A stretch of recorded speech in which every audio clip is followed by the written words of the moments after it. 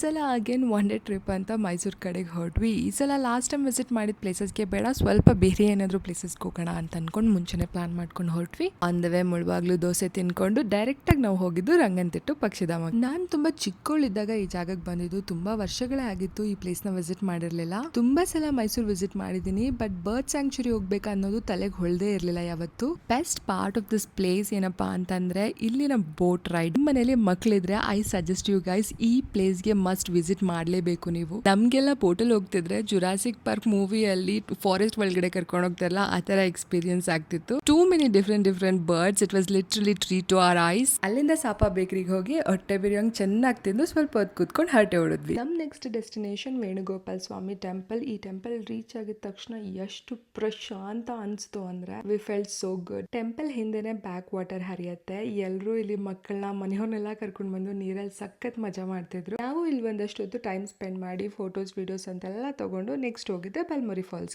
Main ಆಗಿ ಈ ಪ್ಲೇಸಿಗೆ ಹೋಗೋದೆ ತೆಪ್ಪ ಎಕ್ಸ್ಪೀರಿಯನ್ಸ್ ಮಾಡಕ್ಕೆ. ತುಂಬಾ ಬಿಸಿಲಿದ್ದ ಕಾರಣ ಎಲ್ರಿಗೂ ಆಲ್ರೆಡಿ ಫುಲ್ ಟಯರ್ಡ್ ಆಗ್ಬಿಟ್ಟಿತ್ತು. ನಮ್ಗಂತೂ ಒಬ್ರು ಒಳ್ಳೆ ಬೋಟ್ ರೈಡರ್ ಸಿಕ್ಕಿದ್ರು. ಅವ್ರ ಜೊತೆ ಸಖತ್ತಾಗಿ ಮಜಾ ಮಾಡ್ಕೊಂಡು ಅವಾಗ ಸ್ಪಿನ್ ಮಾಡಿಸ್ಕೊಂಡು ಸಖತ್ತಾಗಿ ಎಂಜಾಯ್ ಮಾಡಿದ್ವಿ. ಇಲ್ಲಿಂದ ಬೆಂಗಳೂರಿಗೆ ರಿಟರ್ನ್ ಅಷ್ಟೇ. ಇದಾಗಿತ್ತು ನಮ್ಮ ಒನ್ ಡೇ ಮೈಸೂರು ಟ್ರಿಪ್. ಇವ್ರೇ ನೋಡಿ ನಮ್ಮ ತೆಪ್ಪ ಡ್ರೈವರ್. ನೀವೇನಾದ್ರೂ ಬಲ್ಮುರಿ ಫಾಲ್ಸ್ಗೆ ಹೋದಾಗ ಇವ್ರು ಸಿಕ್ಕಿದ್ರೆ ಹಾಯ್ ಹೇಳೋದು ಮರಿಬೇಡಿ. See you guys in my next video. Bye.